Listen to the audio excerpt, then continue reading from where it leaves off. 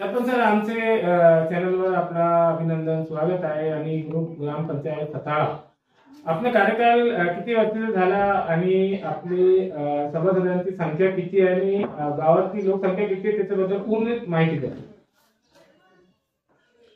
Group ग्रामपंचायत साताळा, कणकुरा आणि साताळा आणि सर्व या गावची संख्या 2000 आहे. समजा ग्रुप ग्रामपंचायतमध्ये मी रामभाऊ सांगळे सरपंच. आपल्या गावात सदस्य 9 आणि लेडीज 5 आणि पुरुष 4. उपसरपंच कोण आहे? उपसरपंच माणिक दशरथ साळे. सर, आतापर्यंत आपले 2.5 वर्षात कार्यकालात काय काय जनतेसाठी काय काय कार्य केले? आपल्या कार्यकाळामध्ये 4 सभागृह झाले. एक 2 हे आपलं साताळ्याला एक मागासवर्गाचं सभागृह झालेलं आहे. कणकुऱ्याला एक मागासवर्गाचं सभागृह झालेलं आहे. आणि महादेवाच्या मंदिराला सभागृह दिलेलं आहे. तिथे महादेवाच्या मंदिराला सभागृह दिलेलं आहे. विठ्ठल रुक्माईला सभागृह दिलेलं आहे आमदार निधीतून. तर गावात कोणती मोठी समस्या आहे आतापर्यंत त्याचं निवारण झालं नाही आणि आपण शासनाकडून मागणी केलेली? आजपर्यंत आपलं टावर आणि पुलाचं काम आणि सेफ्टी टँक आणि गावातली ती पाईपलाईन. ते आता आम्ही जनतेला पण विचारले की त्यांनी म्हटले की टावरची सुविधा नाही आणि तुम्ही 2.5 वर्ष झाले सरपंच होऊन, तर आतापर्यंत टावर कसा बसण्यात नाही आलं? सर, मागणी केली पण झालेली नाही. कोणाला मागणी केली? खासदाराला केली, आमदाराला केली, आता बी आमदाराला करेल. काय आश्वासन मिळालं सर? करतो म्हणून त्यांनी सांगितलं. गावात सर्व मोठा कोणता प्रश्न आहे ज्याचं आतापर्यंत निवारण झाला? हाच प्रश्न आहे, टावरचा आणि पुलाचा. घरकुलची जी स्कीम आहे आतापर्यंत किती लोकांना लाभ? 104 घरकुल झालेली आहे. आणि सर्वे किती सुद्धा? 75 घर अजून समजा होणारे आणि सर्वे 250 घरकुलाचा झालेला आहे. ग्रामपंचायत कडून जे सुविधा असते जनतेसाठी, आरोग्याची आणि पाणी टँकर आणि जी घंटा गाडी असते, त्याची काय सुविधा आहे आपल्या? आरोग्याला आम्ही आरोग्याला बी पैसे देत असतो आणि आपले शाळेला बी हे आणून देत असतो, सामान आणून देत असतो. आणि टँकर माग 1 वर्ष फक्त दुष्काळ पडला आमच्या. सर, शेतकऱ्यांसाठी शासनाकडून जे मनरेगा आणि दुसरी स्कीम असतात, तो कोणकोणती स्कीम आतापर्यंत शेतकऱ्याला मिळालेली आहे? सर, कोणतीच समजा ते शेतकऱ्याला जे स्कीमी जर मिळणाऱ्या आहे मनोरंजच्या, त्या स्वतंत्र मिळायला पाहिजे. काय मिळाले नाही का आतापर्यंत कोणती स्कीम? मिळाले ना. कोणती स्कीम मिळाली? मिळालं आम्हाला समजा विहिरी, आपले हे शेततळे, पुन्हा अजूक बहुगुणी. आपल्या गावात शाळा किती आहे? आपल्या गावात शाळा 7वी पर्यंत आहे. 10वीची सुविधा नाही? नाही, जिल्हा परिषदची. कुठे आहे 10वीची सुविधा? आपले जिल्हा परिषदला आहे. आपल्याला आहे धारेश्वर कॉलेज. कुठे आहे ते? इथून 2 किलोमीटर आहे. तो गावात काहून नाही आहे 10वीची सुविधा? तुम्ही मागणी केली नाही का? कारण नाही, त्याला जागा नाही दिल्यामुळं ते तिकडं दुसऱ्या गावातल्या माणसांना तिकडे जागा असल्यामुळं त्यांनी जागा दिली तिथं. काय नाव आहे आपलं आणि त्याला पत्ता सांगून द्या. माझं का?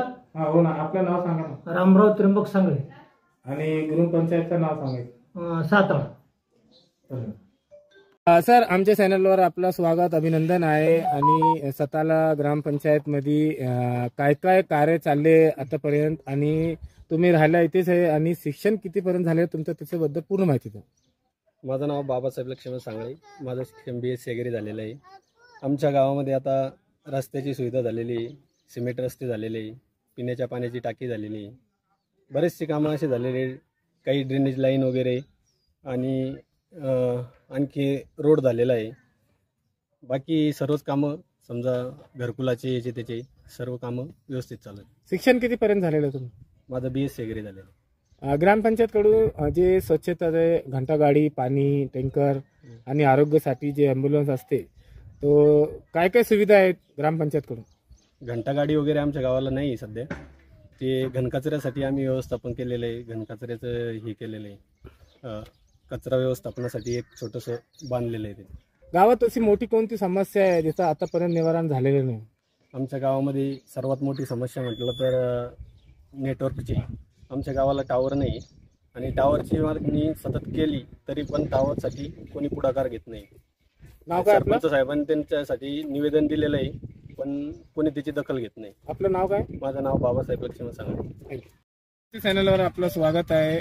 आणि सताला ग्रामपंचायतचे जे सरपंच आहे, कसं कार्य करते मॅम, आणि आपण एक महिला आहे, महिलांसाठी आतापर्यंत ग्रामपंचायतकडून काय काय सुविधा मिळालेली आहे, आणि तुम्ही एक महिला आहे, तर तुमचं शिक्षण किती झालं आणि कोणती मोठी समस्या आहे ज्याचं आतापर्यंत निवारण झालेलं नाही?